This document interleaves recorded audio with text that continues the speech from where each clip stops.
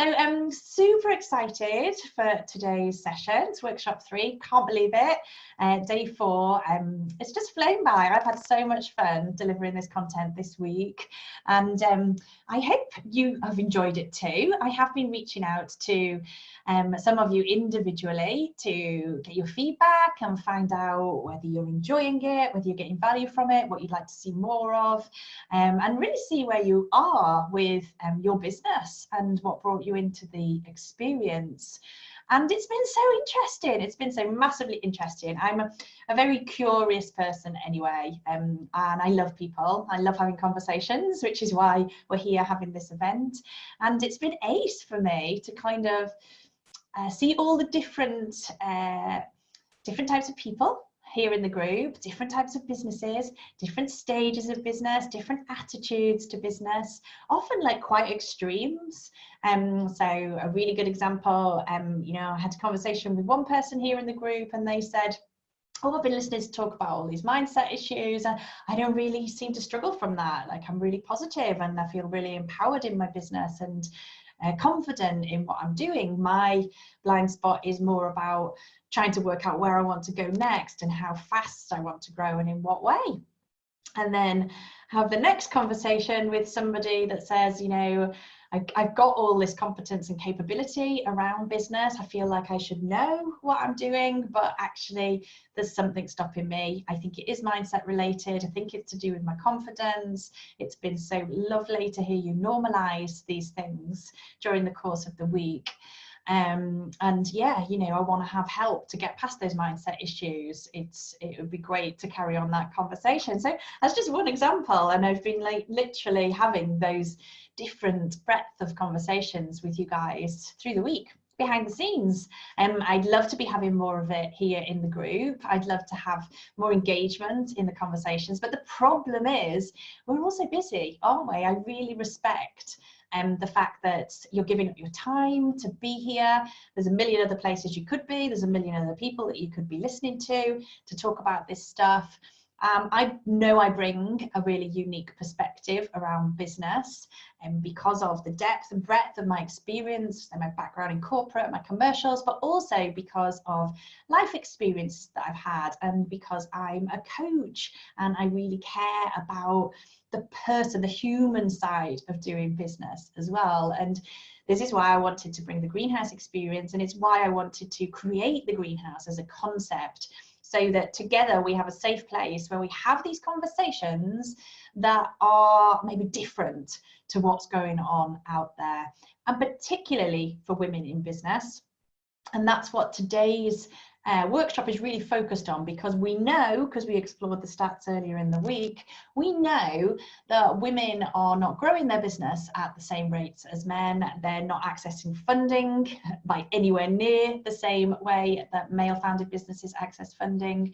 We know that we've got all these kind of deep boundaries, barriers, sorry, not boundaries, we need more boundaries probably. We have these deep barriers that are kind of part of societal and cultural that are going to take time to shift, and we have genuine, generally speaking, genuine lifestyle barriers that exist around. Many of us are the primary carers at home. We have responsibilities, whether that's to children or relatives, and we were not taught to lead from our feminine energy in corporate, many of us. So some of the journey of becoming a business owner, it's like personal development on steroids. Some of the journey is really about leaning into who you are as a person, the leader that you want to be, which is what we were talking about on Tuesday, and then also balancing that with all the strategic side of business, all the stuff that we're like meant to know in order to succeed in business. And how the hell did you get your hands on that information from people you can trust, from sources that you can trust? And if you go online or just go into Google, you know, which many people do, you're not guaranteed that you're going to get safe information that's going to be tailored or bespoke or relevant. And it frightens the life out of me, because as you are spending time with me this week, you'll see that I'm really facts driven, and I really like to make sure that something is kind of a tried and tested almost approach and that it's going to work. And when I'm hanging around on social media and I see the type of advice that is being given that is just not curated and is not based in fact and is often like hearsay, or it's just grossly inaccurate, and it does frighten me. And that's why we're here in this event. I wanted to create this safe place this week for us to meander around a whole load of issues. I wanted to bring in people who are trusted experts in their field to have these really powerful conversations. And I wanted to give you, I guess, a sense of perspective, or start really thinking about the insights that you could take from this experience and say, yeah, where am I in my business? Where do I want to go? What do I want to aim for? Where are my blind spots? What do I need? So that space that can be created when you're so busy. We're all very busy when we're running our own businesses. So all of that to say, you know, I very much I'm happy that you're here in the group and making time to have these conversations. It's been really difficult to decide what to put into the workshops and put into the content, because there is so much that we could talk about, but I couldn't miss this topic. I mean, you know, my background is in law, and I've worked with hundreds of businesses of all shapes and sizes over the last 20 years. And so I know how important the foundations are around getting the right advice, doing the right things, and things like the legal, the financial are absolutely foundations to sustainable success. If you are serious about growing your business, or even just about sustaining your business, then we can't avoid talking about the money, talking about the commercial side and the legal side, and that's what we're going to do today.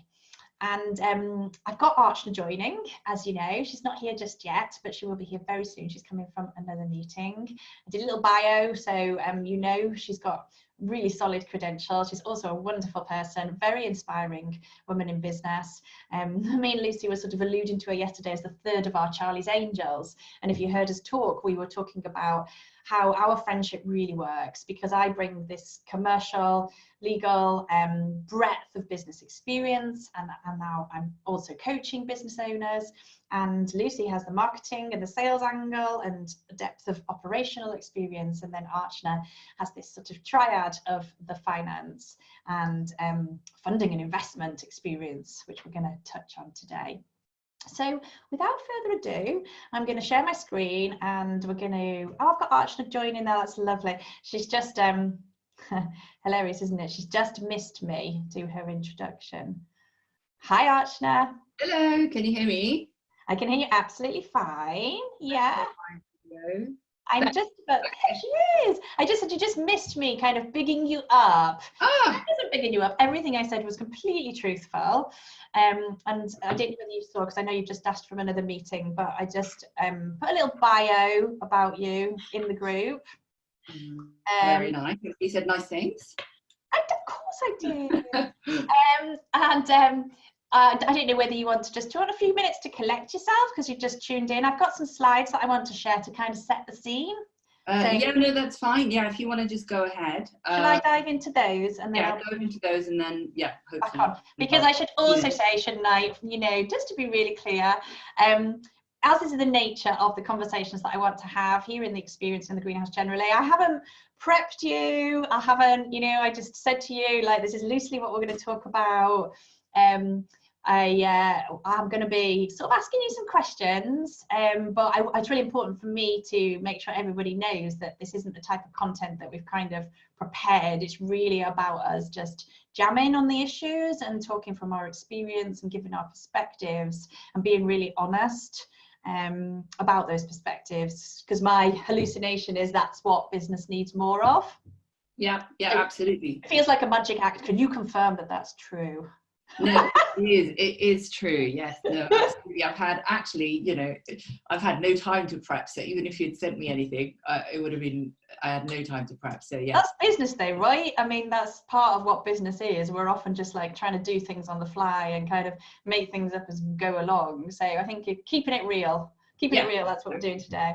Okay, so I'm just going to go to my screen share now. I'm getting so proficient with this.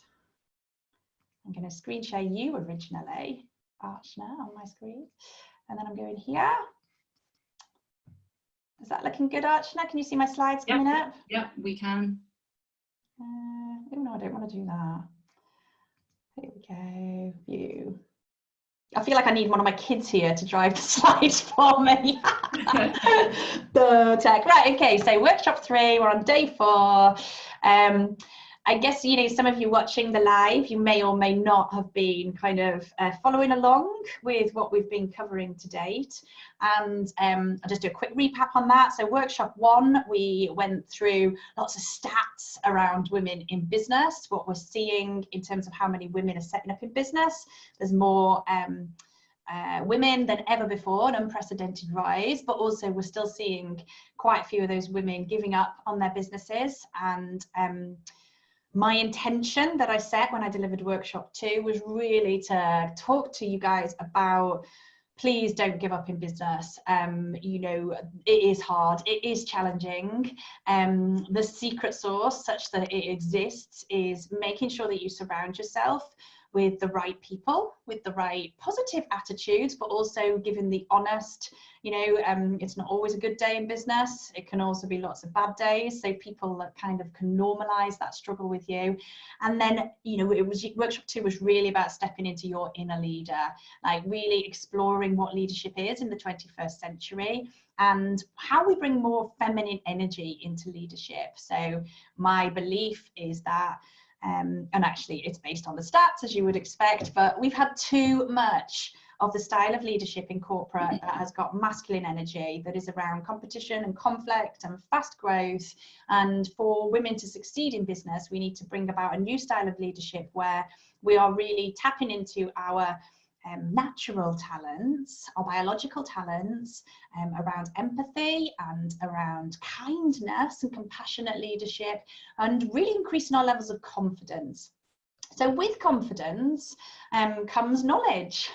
Obviously, the way to get more confident is to have more of the right knowledge at the right times for where you are, and then also to be implementing and taking action and having a bias for action. So when I was like thinking, well, what should me and Archna talk about today? You've got 2 people who've come from corporate backgrounds, loads and loads of experience in the world of business, but we're bringing very much a feminine energy to business and the best of the masculine energy, we would like to say. So we're not losing sight of all the great things that are when you get alpha leadership, and it's about getting results, and it's about standing up and being counted and being spoken for, but combining that with a sense of balance and a sense of empathy. So there's all these things that are on this list. Like, how do you actually grow your business? I mean, what a huge question. And for me, it always then makes me think, well, why do I even want to?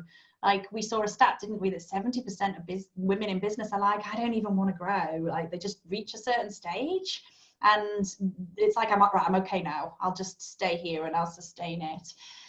So why would you even want to grow in business? You absolutely need your business to be viable and profitable. Can't escape from that. I see lots of stuff online, you know, all the lovely graphics and inspirational mottos around like follow your passion and do what you love, and it's all great, it's important, but unless your business is viable and making a profit, particularly getting through the early years, then, you know, really speaking, that is going to lead to you giving up, isn't it? Because nobody wants to be running a charity, unless you actually do want to run a charity, but your business is not meant to be a charity first and foremost. So Archna's here, we're going to be talking about knowing your numbers and which numbers we want to be on top of as business owners. Cash flow, hugely important in the success of business, because we know that it's one of the number one cause of failure across the board for small businesses. For women in particular, we know that you're very nervous about taking on debt as well, so that's shared by men, but it's much more marked in women. And we get to some kind of like sexier stuff, what I would say sexier stuff about how we create assets in our business, how we grow those assets, how we protect them. And I mean, you know, let's face it, what even is an asset? What is IP? How do we need to protect it? What's the processes? There's so much in that bag.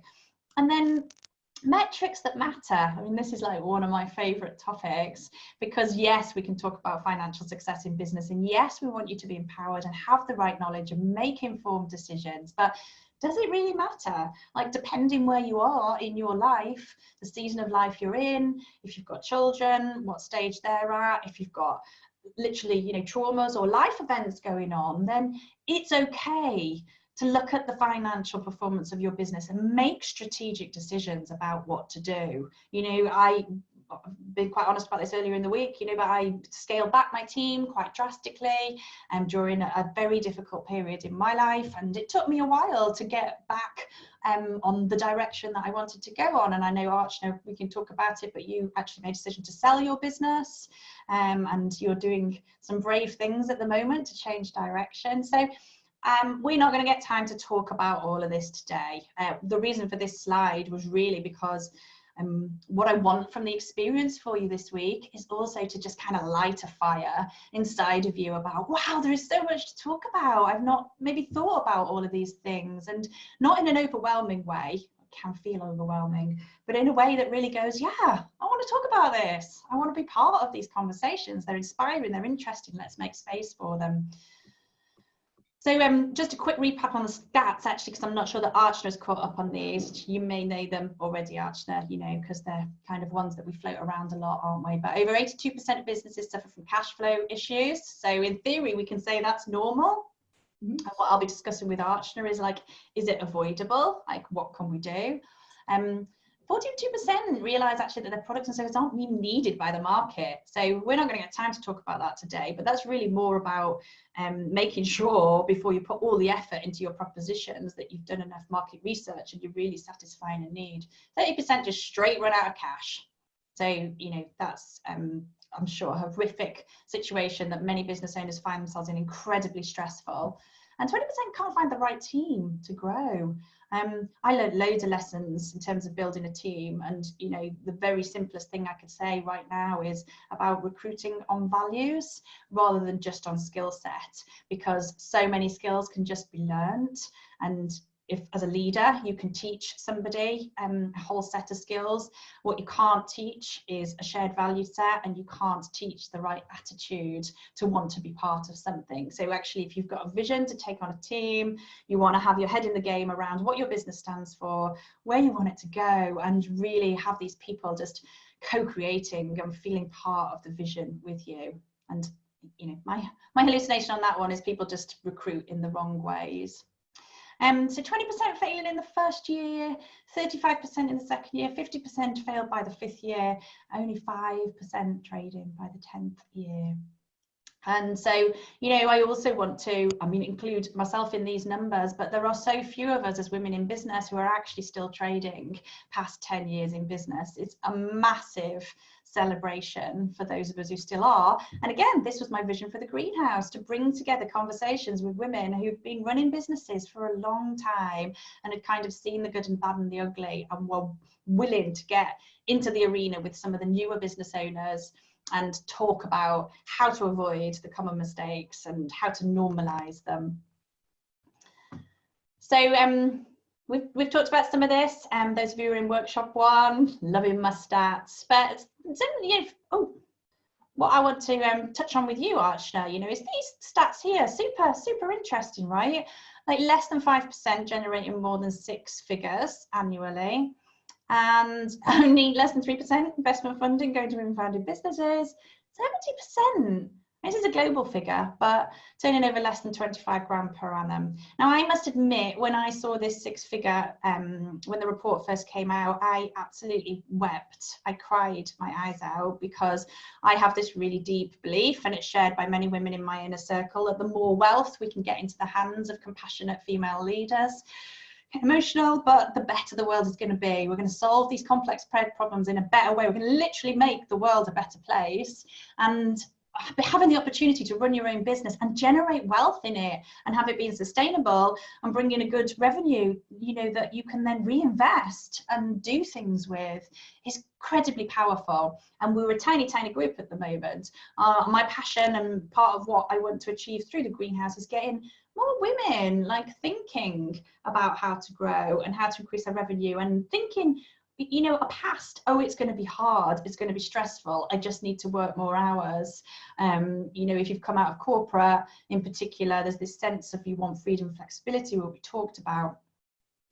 And you know, interesting stats for you, Archna, but less likely to apply for loans, more likely to be turned down when they do, and launching with less capital, sometimes no capital, and not able to get a hands-on information about funding options, not wanting to take on debt. So I've just blanked out some of the things we talked about in workshop 1, you know, why did we even go into it? And most of us want financial independence. I mean, personally, I haven't ever spoken to a woman in business who doesn't. But I'm saying most of us, I guess there must be some that they're just maybe, you know, money's not an issue, perhaps they've got other sources of wealth and it's not the driver. But for many of us, it's just a necessity, like that's life. You know, we have to pay the bills. So you end up in this kind of rub point in your business. Like I talk a lot about sex and cash when I'm coaching, which is from the work of Rich Litvin. But, you know, you want to have enough cash coming in from work that you can just do and do well, and it's within your comfort zone and it's keeping your business sustainable.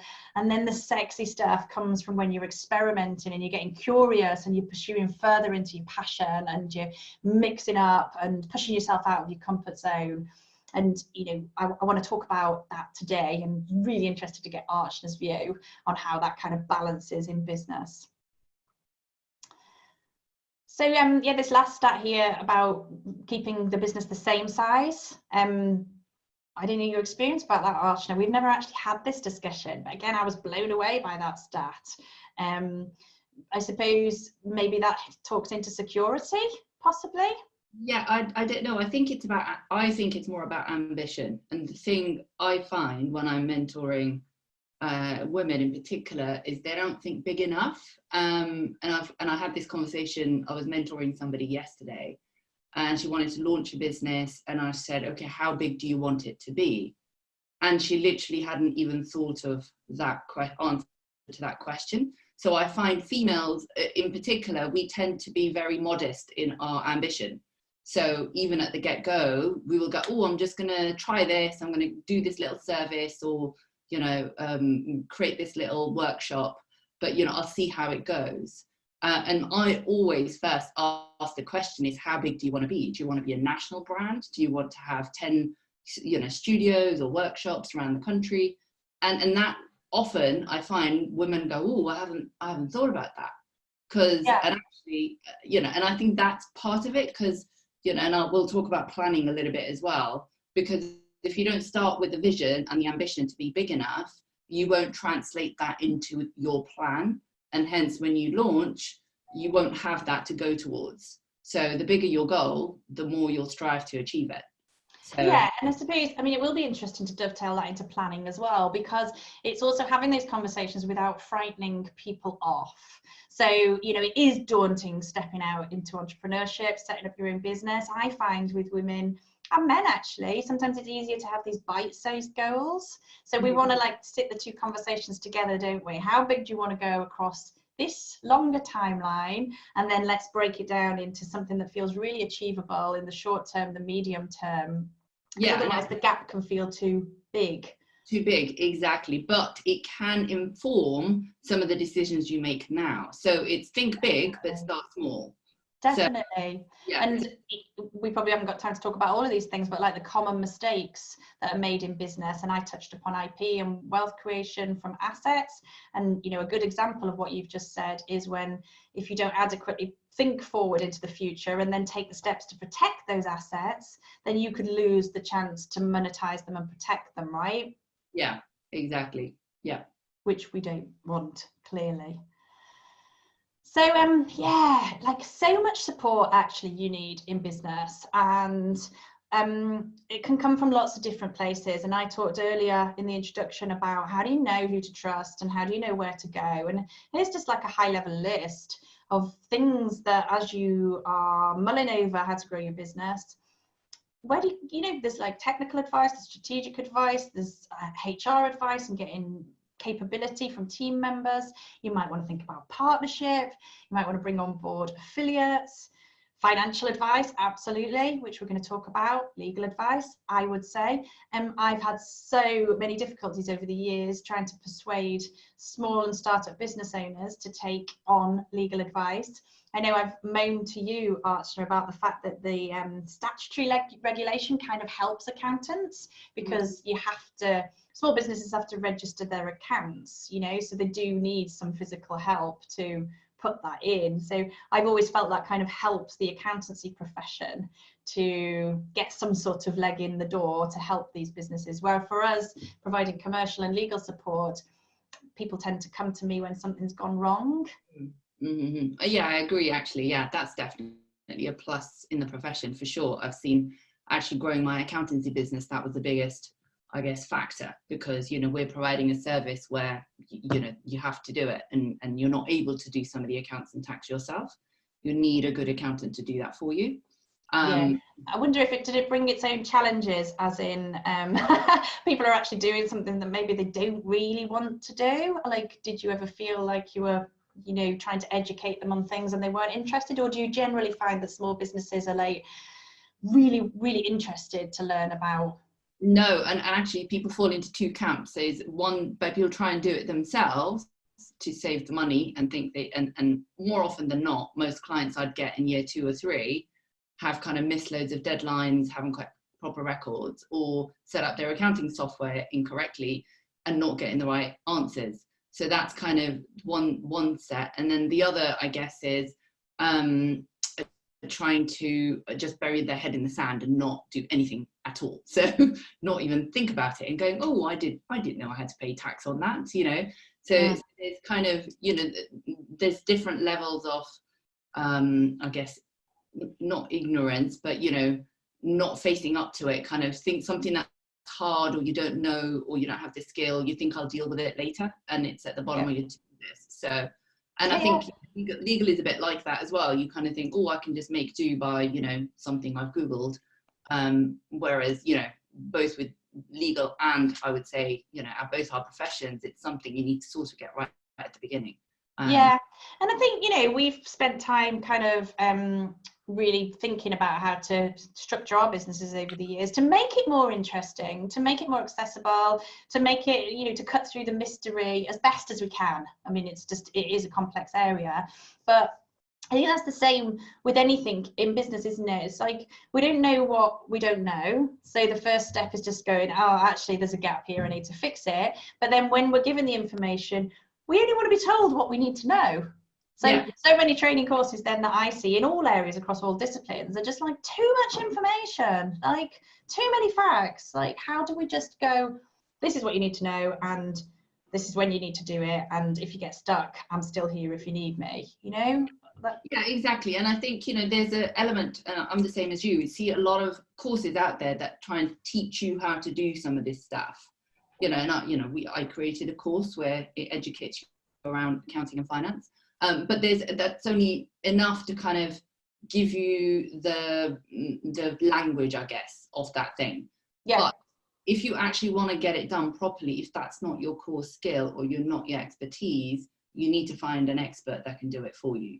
Oh my God, yeah. I mean, and I actually love talking numbers and everything, but I don't love doing them. So for me, like, being able to outsource to my accountant is like the best thing ever. And then I got a bookkeeper because I was spending Friday nights with a glass of wine, like going through invoices and accounts and stuff. I was like, this is madness. Yeah. Like, we mustn't spend time in our business as soon as we've got a little bit of cash spare to outsource that specialism to someone that's way better than us. You know, that is growth, isn't it? Because you're growing through freeing up time, and you're making yourself more energized to concentrate on the things that you're good at.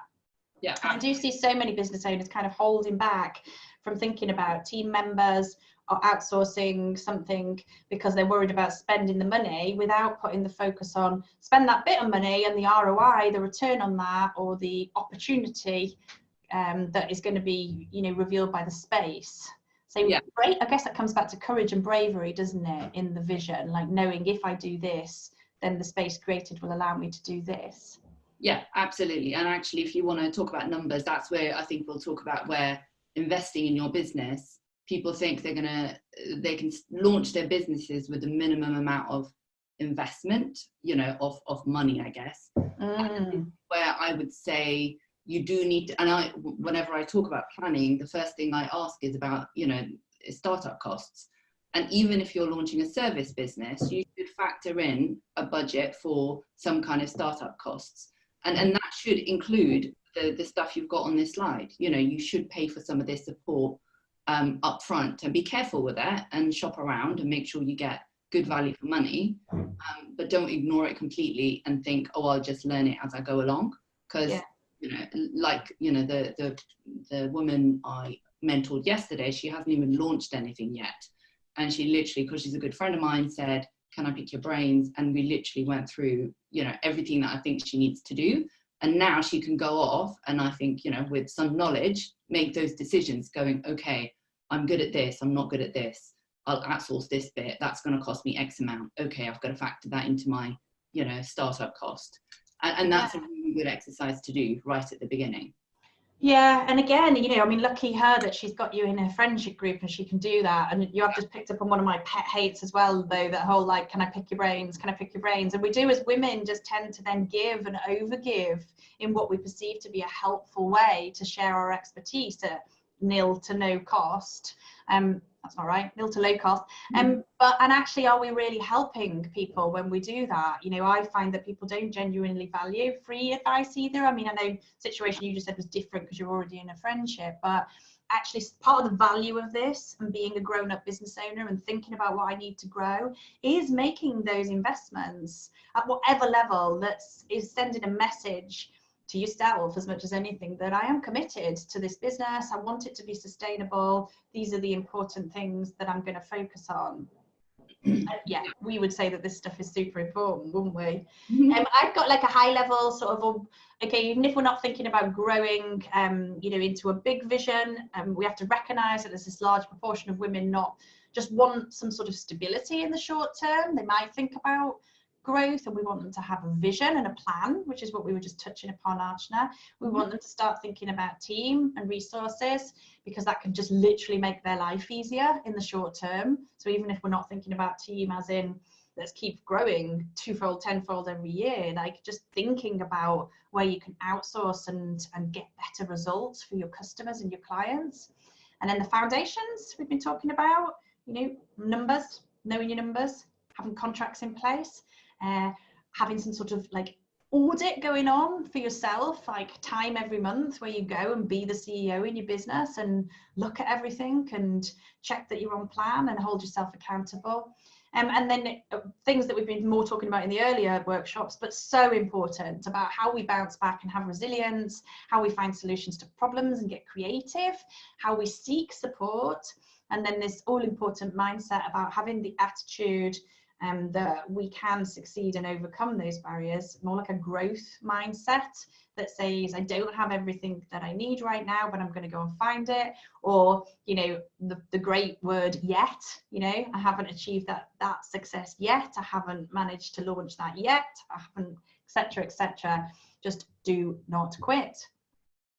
This is actually a really busy slide, but I thought it illustrated a good point. This is something that I've used in my business for a number of years, but it's really more about those growing businesses. So a lot of the time when I'm working with businesses that are really further along, into the multi-million revenues and the growing teams, and and actually trying to, I guess, box off into different areas, all the different things that a growing business needs to think about. So I call this the 4R because we have a roadmap, we focus on relationships, we have rigor around mostly what we're talking about today, and performance and numbers, and then we're monitoring our results and we're tracking performance and continuously improving.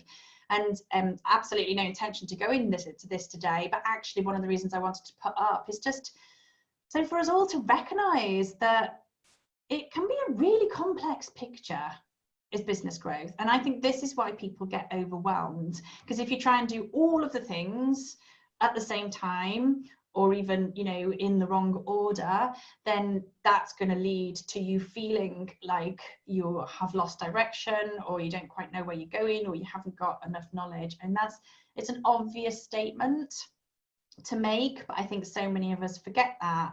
And I mean, I'm really interested to know, Archna, whether you felt like that, like in the growth of Oculus. I know that I felt like that when I was growing my legal consultancy, and it kind of surprised me, because I guess I thought, like, the arrogant part of me thought I should have everything that I want. I've helped all these other businesses to succeed. How come I'm struggling with this gap in knowledge or that gap? I'm completely missing in my own mind that when I used to be in corporate, I would just go to the discipline that would support me. Like, yeah, absolutely. And actually, this is a interesting, for me, this is a really interesting learning, because, you know, I'd come from, you know, working as an accountant, you know, in a business. And when I bought my business, Oculus, I thought I'd had a career break before that, to have the children.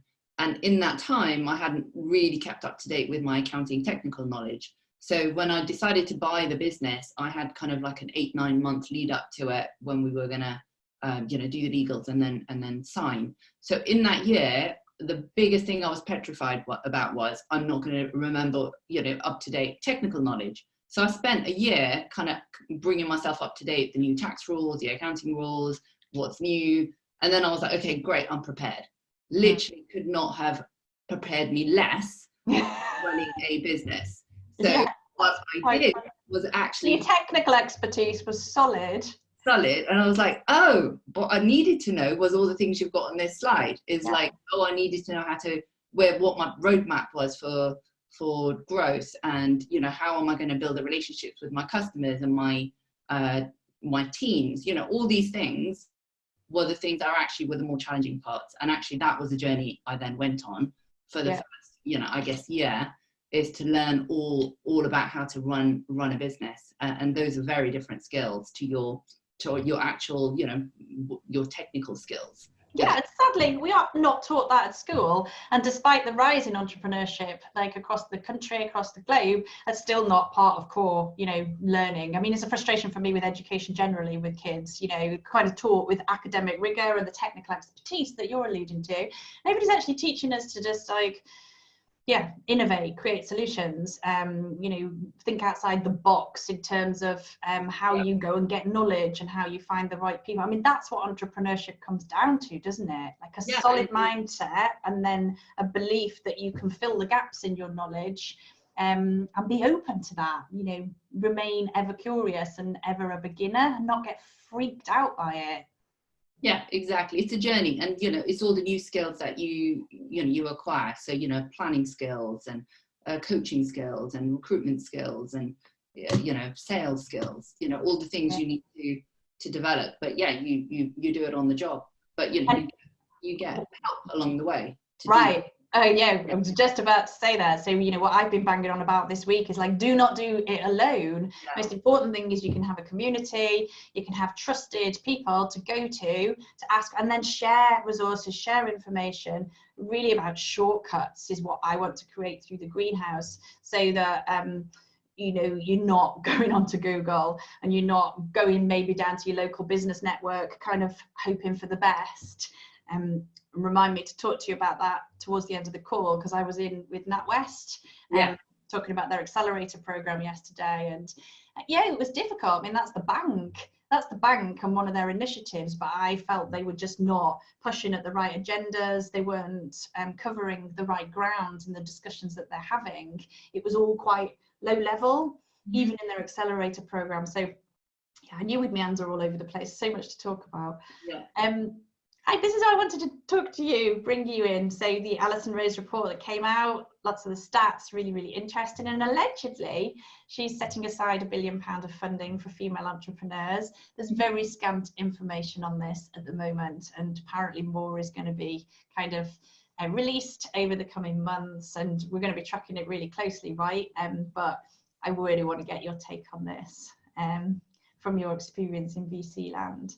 And again, from workshop 1, these quite shocking stats, I think. Maybe you're not so surprised by them, Archna. Men more than 7 times more likely. Scale. Only 1% go to all female teams. Actually, when women do get investments, they're properly crushing it. Like the returns are better. I was going to say that this is what's the interesting anomaly, that although females, that 1% number I'm very aware of,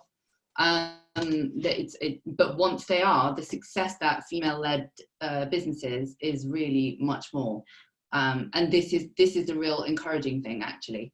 To have more evidence like that will really help the cause, really, in investment. Do you have anything you want to share on that right now? Like, I know it's probably something that we could talk about for hours, but do you see, like, is there a predominant reason why women are then more successful when they have their hands on the investment? I mean, I have a view, but what do you think from what you've seen? It's coming back to some of the stuff you said earlier. It's about those female skills, and I think the top one that I hear a lot is about women are more collaborative in their approach. And because they're more collaborative by nature, when they run businesses, they are drawing in from people around them. And that is literally the way you create growth in a business. You cannot have a business grow where, just the CEO is making all the decisions. None of the businesses that I've seen succeed are like that. The businesses that have done the most returns are where the CEO has hired the best people around them and let them do their job. And that skill, it actually comes much more naturally to females than it does to males.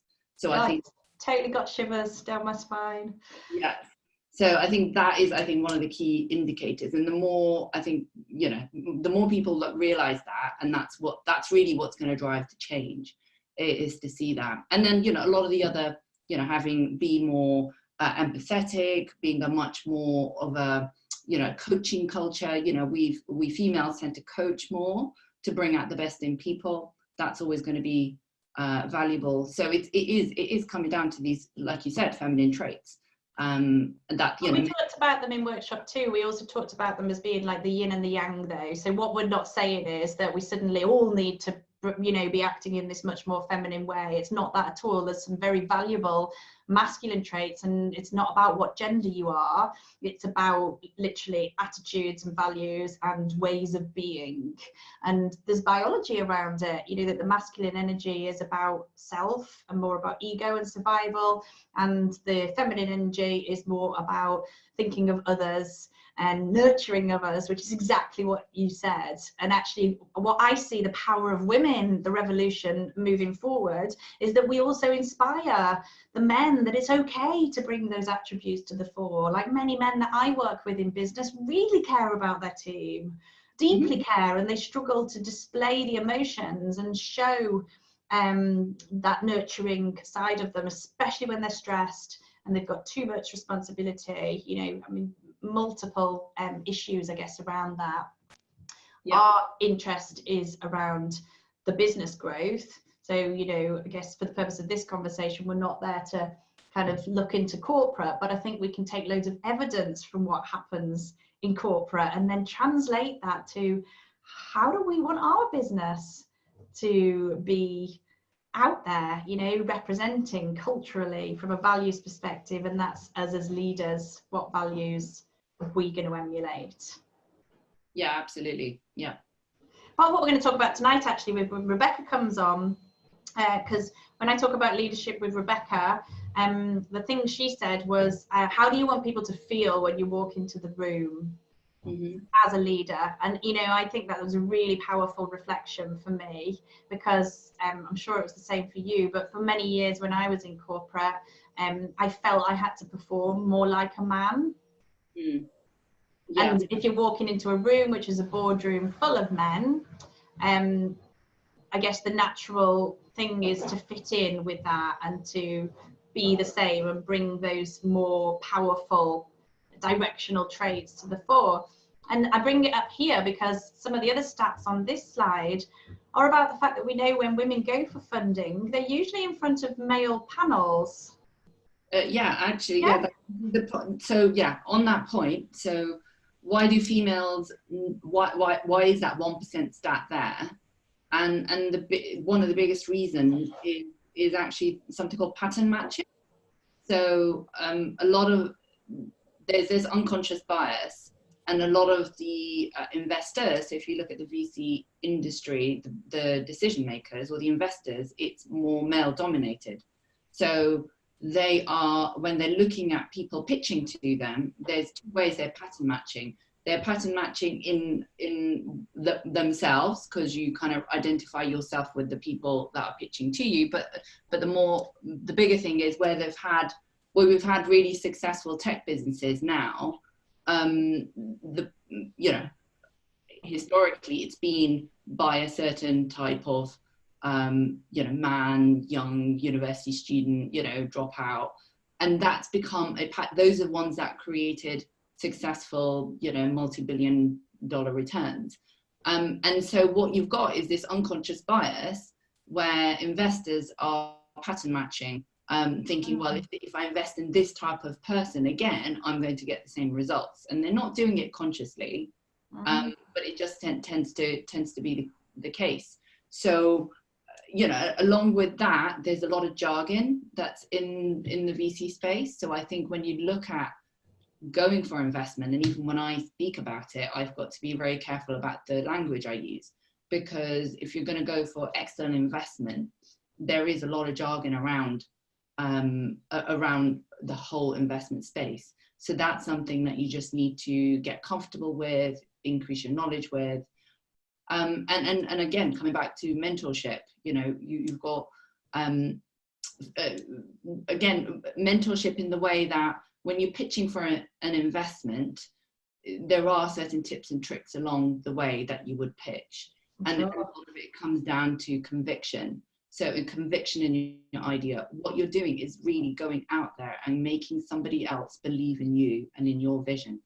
And it tends to be we're very modest as women to kind of go, yes, it's going to be great. Whereas a man will tend to go, this is going to be amazing. This is going to be the £1 billion idea. It's having that conviction. So those are the kind of things that it's just, I don't know if it's a natural trait, but there are some things, if you're going to go for although we don't have them naturally as females, it's not to say that we can't use the same techniques, cultivate them and use those techniques, because that is what you need.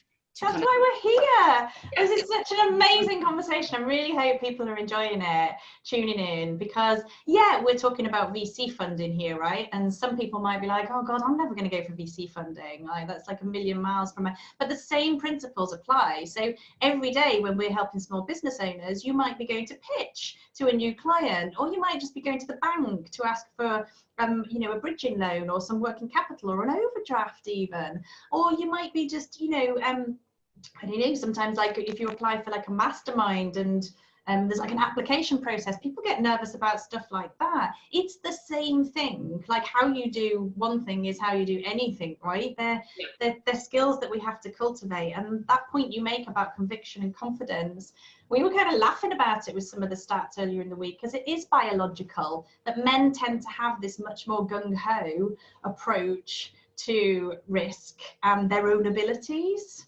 I like kind of tend to overestimate what they're capable of, whereas women tend to underestimate what we're capable of. So we need to kind of take more of that masculine. That's a good example of where we want to take more of that masculine energy into ourselves, and inner self-belief.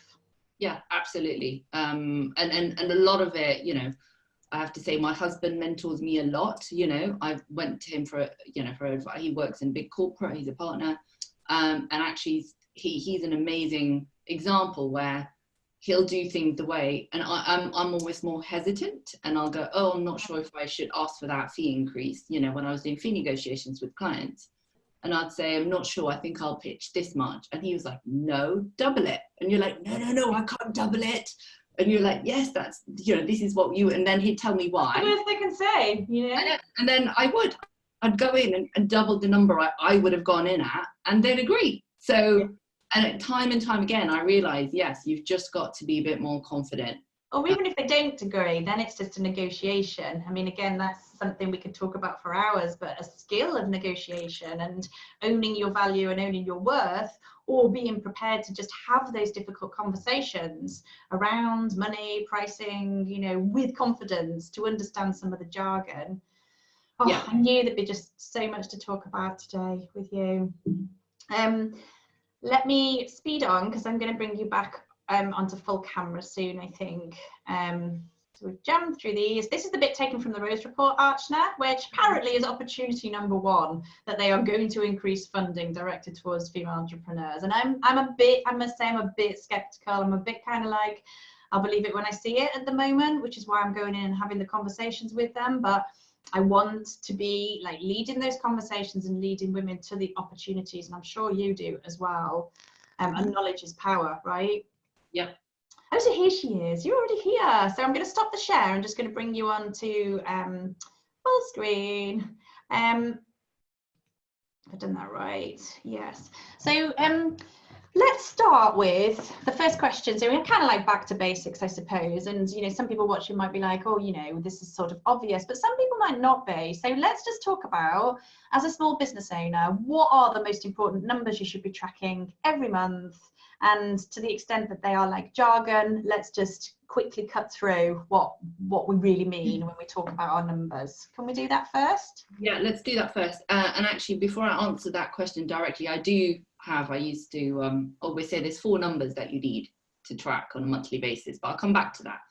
But before you do that, and I'm going to bring the planning point in, because I think a lot of small businesses think, oh, I'm too small to kind of have a plan. I don't really need to worry about it. I'm just going to create my product, launch it, try and sell it, and roughly I need to make some money. Yeah. This is one of the key mistakes that people make right in the beginning, because if you don't plan, planning means you need to know what you're going to price your product or service at, and you've got to match what it's going to cost you to deliver that product or service. And unless you've done that planning right at the beginning of your business journey, you cannot make some key decisions. So you cannot decide how much you're going to charge people for that product or service, because without knowing your costs and how much you want to earn and make out of this business, that price might be completely wrong.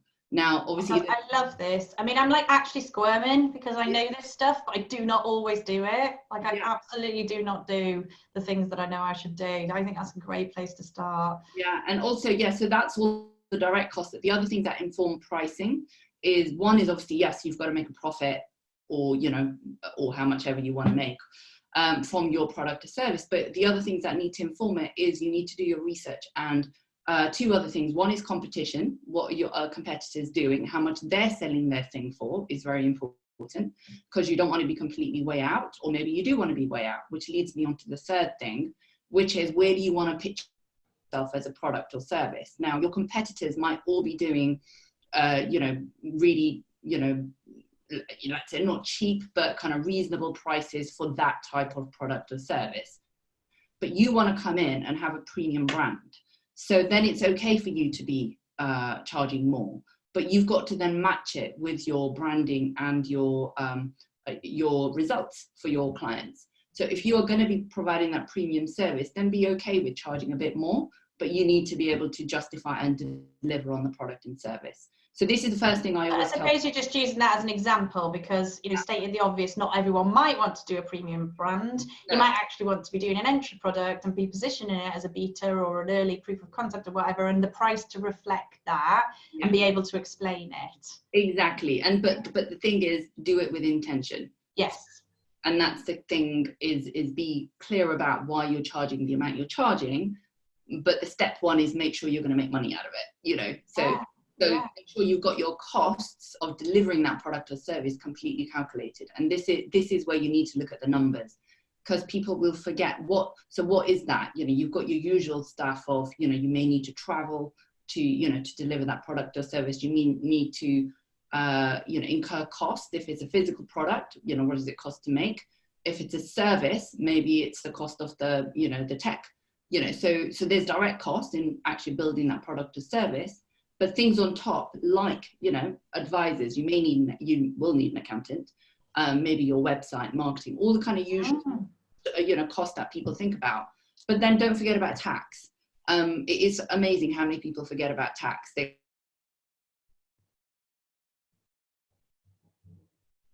£100 profit on this thing. And then they forget there's a tax associated with that after you've got the money out. So make sure you factor that in. I'm not going to go into tax too much right now, depending on how you're structured as a business. Oh, I know. I mean, yeah, I'm thinking that's just as you're saying it, because I know so many people who fall foul of that, and it's very tempting. I mean, there's been a lot said in recent years, which I think is positive, but around profit first, and the work and actually, you know, setting aside bank accounts and putting your pots of money into different places. And I have seen more conversations about that, which is brilliant. But yeah, I think the bottom line, what you're saying, is just the understanding of how the tax system works in business. Yeah, is the first step. It is. And actually you do need to understand that at not a detail level, but certainly as an overview, because the way you structure your business, you know, can be different depending on the rates. So yes, you do need an overall. Also, when I was at the event yesterday with NatWest, there was a lot of young business owners there, you know, early years startup, and the proportion of people that were talking about the fact that their business was not making money and they were not paying themselves. Yeah, well, that's exactly shocking. Yeah, that's the last thing I was going to say. There's tax, and then you've got to think about paying yourself. Okay, sorry, jumping ahead. No, but that's exactly right. So people, if you look at a budget, if you've looked at, you know, a budget or a simple forecast, you've got to put in a line for how much you're going to pay yourself. Otherwise, you know, you're not working for free in this business. You know, you've got to remunerate yourself. So that can either be, you know, obviously again, depending on your business structure, whether that's a salary you pay yourself or it's a dividend if it's out of a limited company. You know, that's kind of needs to be taken into account when you prepare your plan. You know, it's called a budget or a forecast, is the thing that you would prepare. So these are the conversations I love to have as well. So say, let's take a case study example. So somebody is setting up a business, it's taking time to get going, they're out, they're selling, they're positioning, they're doing their very best, probably doing all of the right things, and as yet they're not having enough breakthroughs to make enough money and to pay themselves enough money. So the conversation I would like us to be having with them, and I want to know whether you agree, is okay, that sounds like you're moving towards your passion and it's taking time. What else can we do in your business at the same time to generate some revenue in some ways that might not feel as sexy and might not feel as connected with your genuine vision for the business, but are just going to take the pressure off, like to get that cash into the business? You know, and this is why some entrepreneurs kind of do a side hustle, don't they? They work part-time, and that can be great. And we know that women aren't getting enough capital. So do you agree with that as a concept, or do you, I know some people think that it splits attentions, but what do you think? Oh, this will come back to where I was talking about vision, as to what are you hoping to achieve? You know, what do you want out of your business? Do you want to have a lifestyle business? Or do you want to have a business that's going to run independently of you in, you know, a year to 5 years? So again, it comes back to a little bit of the planning at the beginning. So depending. What about if a woman doesn't know? So what about, like, she's just taken her first dip into entrepreneurship? It's a big, brave move. We know that it's, you know, and we want them to have as much confidence as they can in the early years. What if she says to you, I don't actually know, like, I have a sense of where it could go, but I'm kind of all right with the lifestyle thing in the first place. Like, is it all right if we're a bit vague? Yeah, I think so. I think it's fine to be not vague as in you have no idea, but vague as in I would never advocate vagueness. You know, you want to be really clear on that. Yeah, I was like, have a plan, even if it's a very simple plan. I want to make, you know, charge. Love it. You know, but yeah, I would not advocate vagueness. But no, I think that, you know, a lot of people they stick with their day jobs and they start, you know, a side hustle, and I think that's brilliant. You know, why not? But at some point you'll get to a point where that side hustle becomes unachievable, and you will have to make the jump. And this is where I'll come back to, you know, the startup costs and funding, and whether you need to borrow or put money in. Which is going to get you there faster. And I know that's not always possible for people to do. It's quite... That feels scary, I think. Many people borrow money or put your own capital in, because it's... And kind of betting again on yourself, which comes back to the confidence thing, doesn't it? Yeah, exactly. But, you know, if you do bet on yourself, you'll be more driven, I feel. You know, if you have a conviction in your idea and you think, well, I really think I can make something of this, And you do, this is where, if you do the kind of, you'll be surprised that when you write it all down, you can do things in quite a small amount of money, can make you go quite far if you're smart about it. So, so think about what is the minimum amount of money I need to really launch this business. And one of the things I do think, people think, oh, the first thing I want to do is create a website. You're like, no, you don't need a website. Pet aid. Huh? And actually, going back to some stuff that Lucy said yesterday, is, people think, oh, I need to create an online course and I need a Facebook community. And she said, have conversations with, 5 people. That's probably all you need. So, so actually it's the same thing for the cost part of it. To launch your product or service, having that minimum viable product can actually doesn't have to be a really expensive one if it's not a, physical product. If it's a service, then do that and then see how it goes. So this is your side hustle, kind of make sure you've got, something simple that you can try.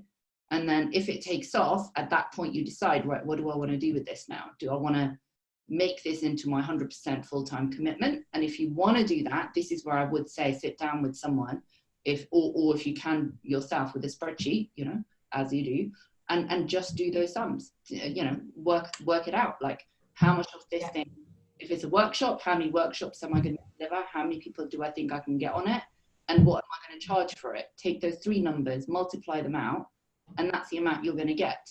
So, and that's quite a simple process you can do. It doesn't have to be a very complicated forecasting exercise. So, and I think there's something about as well, making this just much more fun. Like once you've got that set of numbers, you've got a little bit of plan, then you've got something you can just run at. Yeah. And we were talking, it was last week actually, but about, collecting those no's as well in business. Like we have to be very resilient and accept that when we're making our offers of things that we think are amazing, that are going to transform people's lives, like not everybody is going to buy, and that's absolutely fine. And how we move through that kind of rejection and, come back to your plan, like a good and then a better and then the best outcomes that you want to achieve, and really value and celebrate all the little wins along the way as well. So I guess what the point I'm making is you can have then that plan, whether you kind of achieve it or not, it's just data. It is, absolutely. And you'll you'll change it as you go, but you've got something to look back on. And this is actually coming back to answer your question about what are the numbers you need to really know in your business. Go, hit us with them.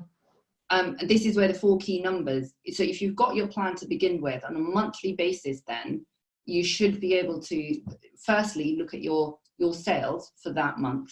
You need to know what you're selling, and that number's quite important. Now, costs is something you will have planned, and this is why your costs generally are kind of fixed. If you see, they're mostly they're going to be fixed. You know what you've already committed for them. You know what you need to pay. There's not much you can do on a monthly basis apart from paying them. So what's more relevant is how your sales are tracking. So if you'd planned for a certain number of sales in a month, and if you don't hit that target, that's going to have a bigger impact on your business than other things. So I think knowing your sales number every month is quite key. I guess what you're also talking about is like your sales target and your sales actual. So, which are 2 different things. Yeah. So you're saying about sitting down at the end of the month and reviewing against the goals that you set as well. Yes, exactly. And there are, depending on what kind of system you use, you can get more frequent updates on that. There are, depending on what you're selling, if there's you're using a sales, what are they called? CRM database. That's a CRM where you're selling things off that will give you more instant results than possibly your accounting software.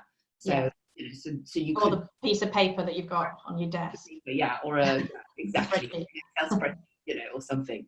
But yeah, but I think it makes it important. What I'm kind of joking, but like you have to then adapt your systems as you grow, don't you? So what might have once worked, if you were once a place where you were using a notebook and then you graduated to an Excel spreadsheet, it's important to keep it. Is this still working? Is it efficient? Am I getting the data I need from it? What should I be doing instead? Yeah, exactly. And then the cash, I think you do need to monitor your cash on a monthly basis. So cash in the bank, and that will actually be informed a little bit by the next two key numbers, which is your, I'm going to use the technical terms, which are debtors and creditors. But what that means is debtors are people that owe you money, and creditors are people that you owe money to. Now, depending on how quickly you're generated, so you could sell something, and if you're billing people at the end of it, then you're not going to have that cash coming in until later. But your people that you need to pay, you hired a room, or you need to pay that difference. So this is where you've got to manage your cash flow. Let's just drop in the definition of cash flow there, so that we are really clear for people to know what we're talking about. Yeah, so your cash flow is basically the amount of money that's coming in and out of your business, very simply. At a given point in time.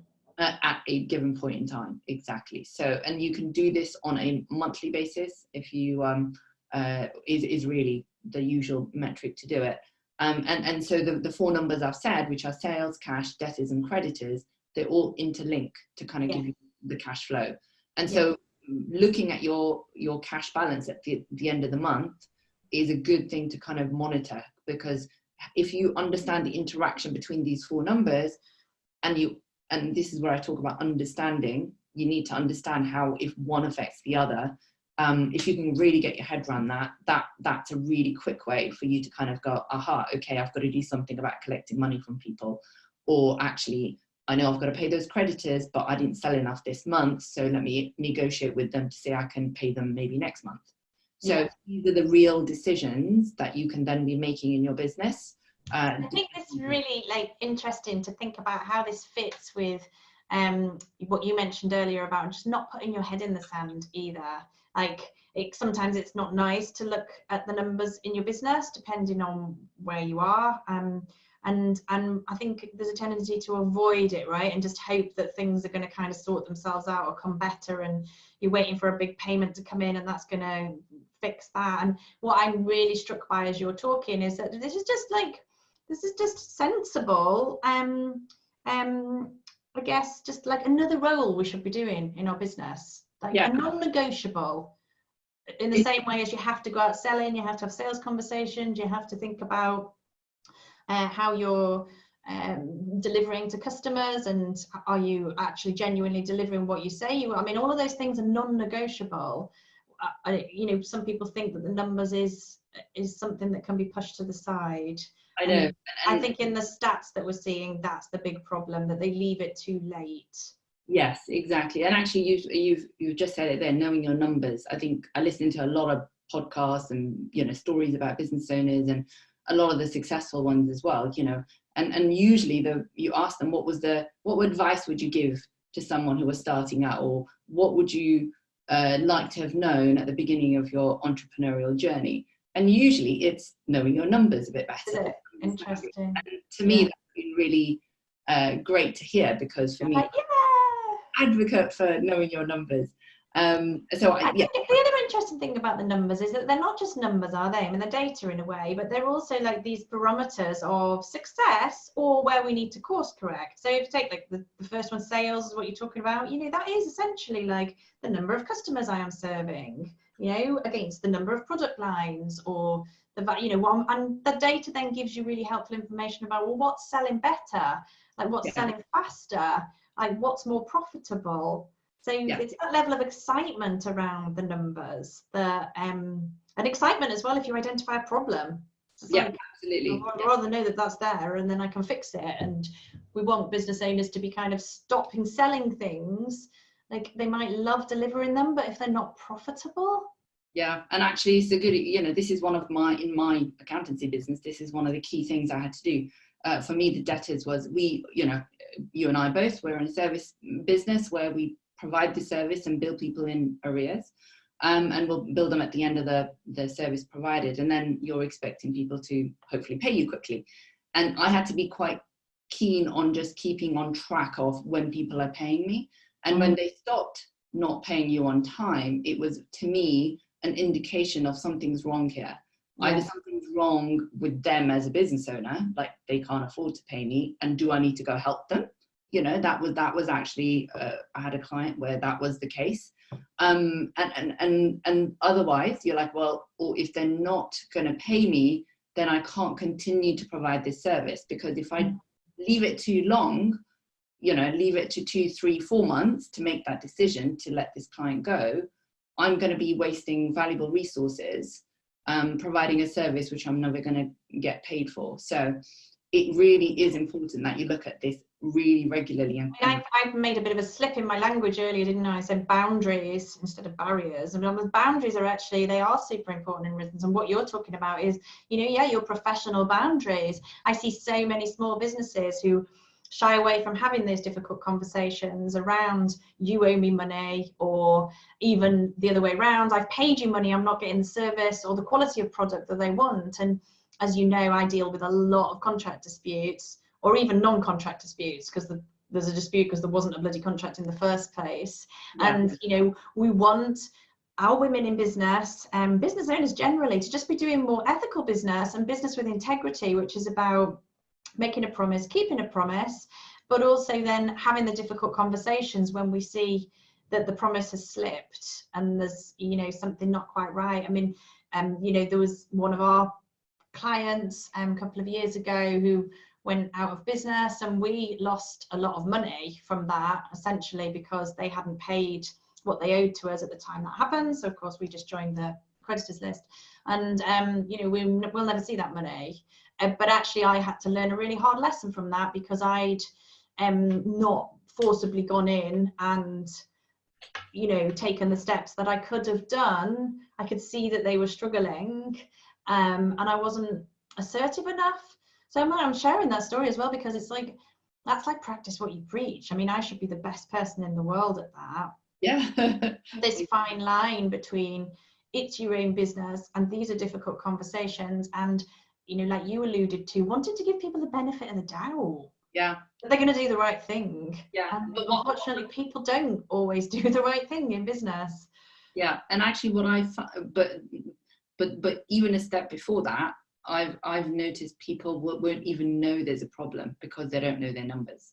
So I've had clients where they don't even know that people haven't paid them for a year because they didn't have good systems, or they were just not even looking at their numbers or understanding what they mean.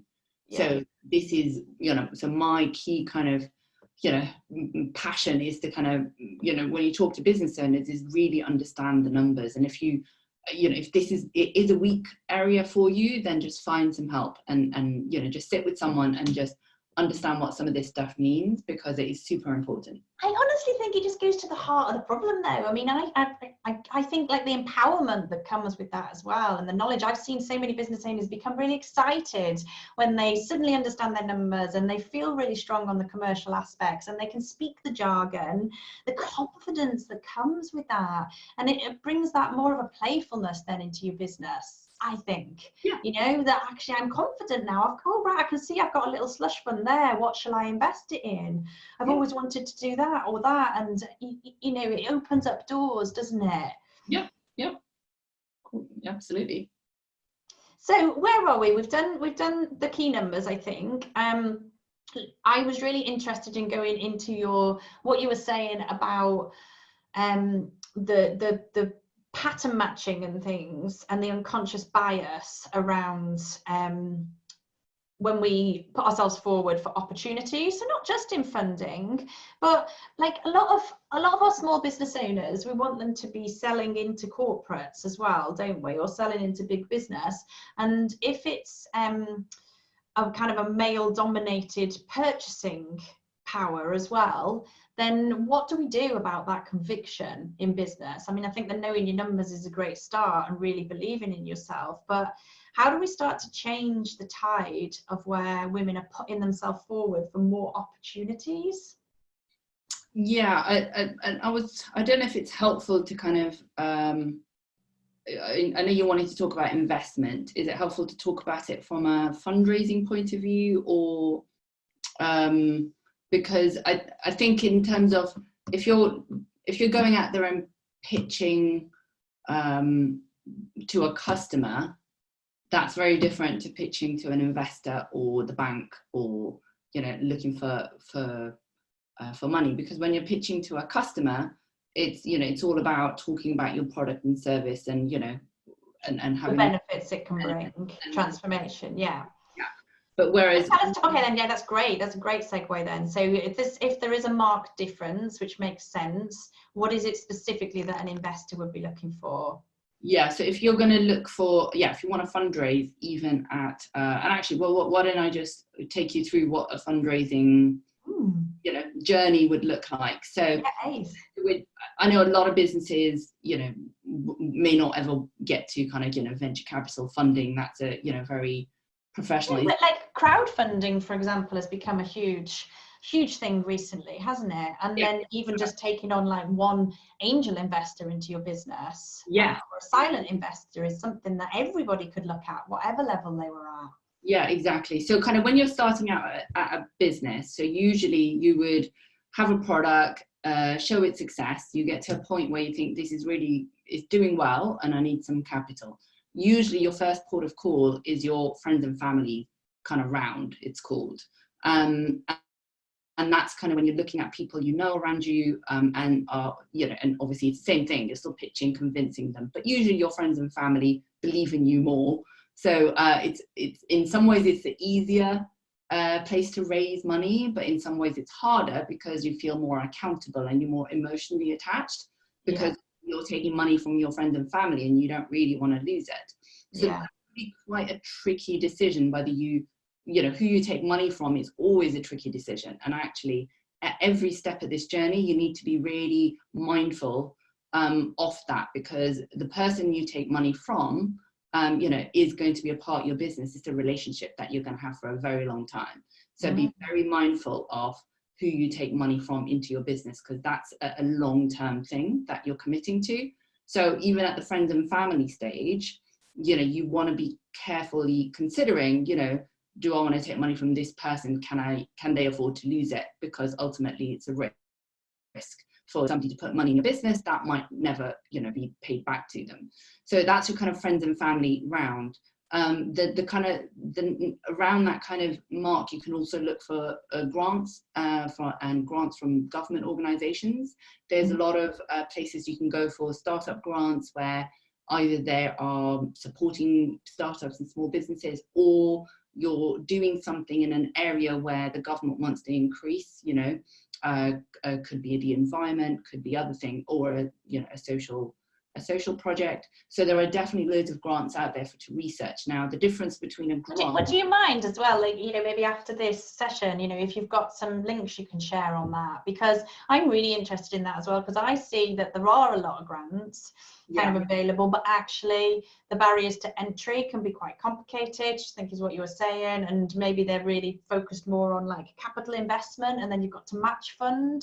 Would I be right in that it just becomes quite a complicated picture? Yeah, there are grants where they'll just give it to you, but you go through a pitching process, and you still have to prove yourself, and then you don't have to pay the money back. And then there are others where they want they'll match, like you have to raise money and they'll put money with your business. So there are different kinds. Okay, it'd be really interesting for us to explore that though, because also, like, we've noticed, haven't we, a lot of government schemes have sort of crumbled away in the last 5 to 10 years, or they appear and then they get reduced again, and that's why I'm really interested in this Alison Rose Fund. It would be really great to see what categories or classes or requirements they put on accessing that money. Yeah, and actually, just looking at that slide, I will have a look at it, because it talks about putting money into institutions. So the government have, they invest in venture. The fund I worked for, we had government money in it, but it comes with certain conditions of where we can invest it. So what I expect will happen with that Alison Rose Fund is that they will give it to some VCs, but they will come with a stipulation to say you need to have it with female, but those stipulations will be interesting to see how detailed they are. Does it have to be all female, or is it one female, or are we going to get a whole kind of vague definition about what's a female-led business? We don't like vague. Huh? We don't like vague. don't like vague. Yeah, exactly. But also, I think it's then touching on this, at what stage is the business at? Because if we know that only a small proportion of women are actually getting, past what you just described, having achieved a level of success, demonstrated success with that product, have some sort of track record, and then they go to funding, whereas like what proportion of that funding and investment are they going to make available for the larger proportion of women that are, not yet even ready for thinking into that bigger vision. It seems to me, I think of the adage of like there was the story about the guy that's trying to rescue people that are drowning in the river, and he's pulling them all out one at a time, and he's just not getting anywhere, and then he actually gives up and goes upriver, and then everybody survives, and that's because he stopped them from jumping into the river in the first place. Yeah. Oh, I love that analogy. That's great. Yeah, I think it's a really powerful one, because what we want to do is get our hands on these small business owners at the stage that we get them through some of these success barriers. And I suppose it comes to like, we're really interested to see, are we able to go and pitch for funding even though our business is, below this particular metric, or has only been trading for this long? Like, is there going to be smaller pots made available rather than just going to the VCs? Yeah, no, absolutely. But actually, I'll come to that in a minute.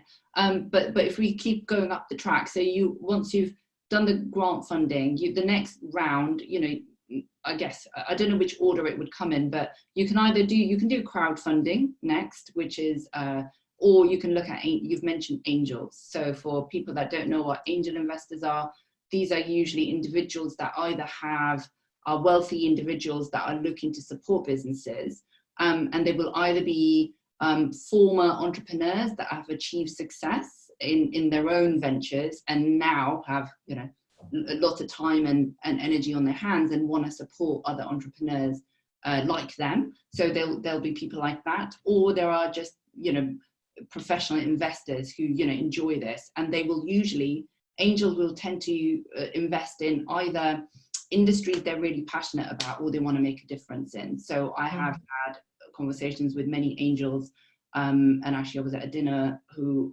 the person sitting next to me said he was only interested in investing in UK businesses. He was not going to invest in anybody outside the UK. So for him, that was quite an important thing. I have another a good contact of mine, and he only invests in pharmaceutical businesses because he's very interested in research on cancer.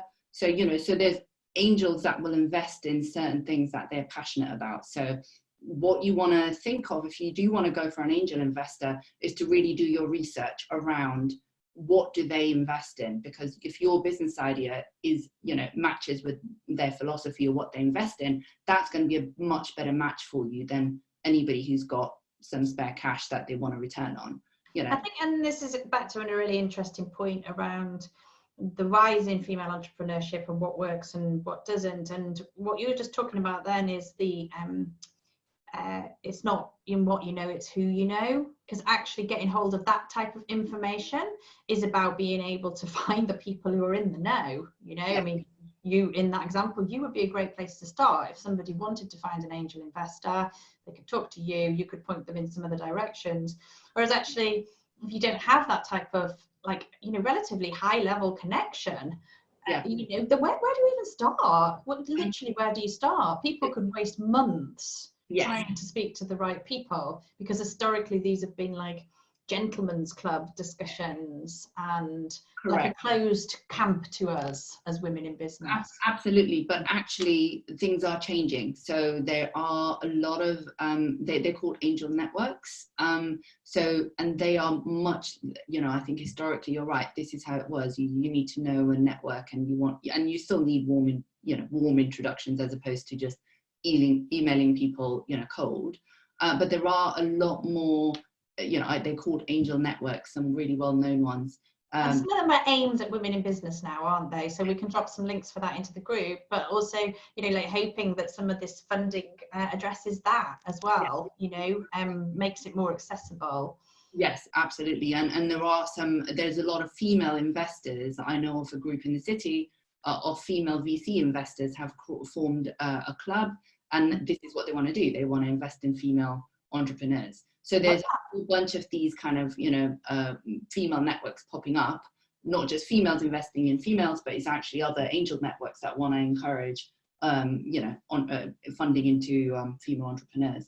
So that's another ace stat around that, where I think when they were looking at how female founded businesses are outperforming the male ones, and then there was a stat that talked to the amount that the VC funds have potentially lost in, a 5-year period or whatever, by not putting more of that. So I like the fact that although we're coming at it primarily from a kind of like, this is just not right, let's equal the playing fields, but there's this really strong business case. There's like a genuine financial and impact on the economy that if they put their efforts into this. And I think our responsibility, and I guess my little corner of the world, what I want in the greenhouse, is just to get more women actually thinking about this is possible for us. Like, oh God, yeah, my idea is good enough that I could take it all the way. And are we saying that I wouldn't need to compromise, my work-life balance? I could bring in an investor, I could bring in some team members, I could still work a sensible amount of hours.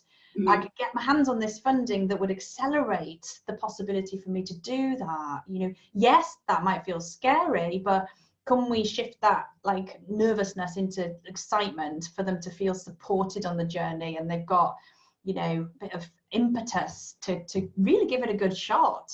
Yeah, no, I agree. And I think this is, people, I think comes back to the kind of, I don't know if it's a confidence, but that, our aptitude to risk. We tend to be risk averse, and taking investment is risky, but actually the returns are higher. So, and I think we need to be, we should take higher. I think we should take more risk, and then the returns are better.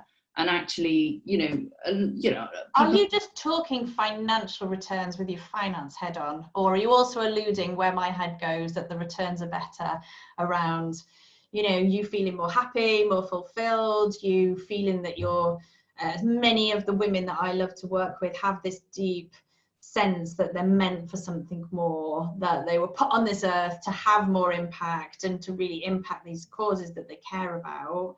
And yeah. I think there's evidence, isn't there, that we are less driven by money. So yes, we're interested in financial returns, but I think many of us are genuinely driven by altruism and wanting to do the right thing and make the world a better place for the next generation. Well, exactly, but the only way we can do that is to build bigger businesses. So yes, and the way. So you do mean both, but with your finance head on, you're like, let's create more wealth, let's get businesses that give better returns, and then we can use that money. Yeah. For bigger, better things anyway. Well, exactly. Yeah, exactly. Whatever your mission is, you're going to reach more people if you've got more money to do that. And if it's just you in your business, you can only reach, there's a limit on your capacity of, hours. But by taking external funding in, and if you can employ a couple of people to spread, whatever your work, your mission is, that's going to be faster and have a bigger impact. So I think love it. So exciting. I can't believe it. I'm so sorry, Archna, but we've reached the end of what we'd scheduled. I know it's crazy, isn't it? Yeah. And there was all these things on the list that we kind of thought we might talk about. We've not gone into talk about. Is there anything, like, in bringing this session to a close, that you'd like to kind of just share, or, whilst we've been meandering around this topic, like one maybe top tip you could give as a veteran woman in business? Like, what would you like to share? I think the main thing is, I think the biggest fear I see people have is around looking at the numbers in detail, and they think it's some big scary thing, and it's not. And I think one of the key things I can tell people is, if you just spend even a little bit of time understanding and knowing the numbers, it's a hugely transformational for your business. Because as soon as you get that knowledge, you can just see, where you can take the direction of the business, how you're going to grow, how you can make a success of it. Because ultimately, you're in business to have an impact, on whatever it is you're doing. So I think really kind of honing in and understanding the numbers will really help you to do that.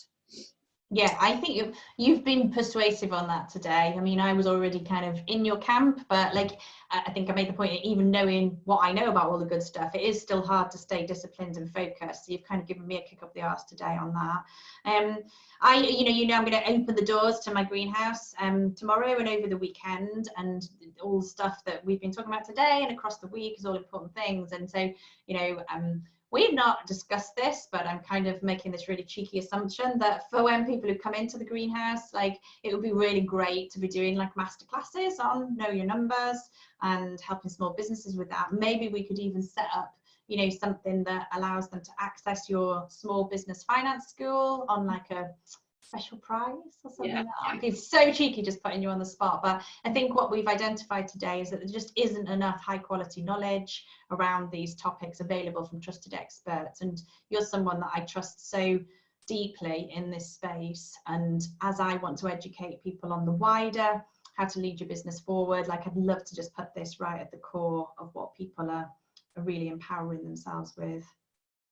Great. I've had a really interesting chat. It's been really fun. We always do, don't we? We always do. So much to talk about. Thank you so much. I really, really appreciate you being here. I'm sure everybody's got loads and loads of value from it. And maybe we'll just also just have a little thread and stick some of these links in and just start having a chat about opportunities in this space. Cool. All right. All right. Thank you. Enjoy the rest of your day, Archna. Bye. Much love. Bye.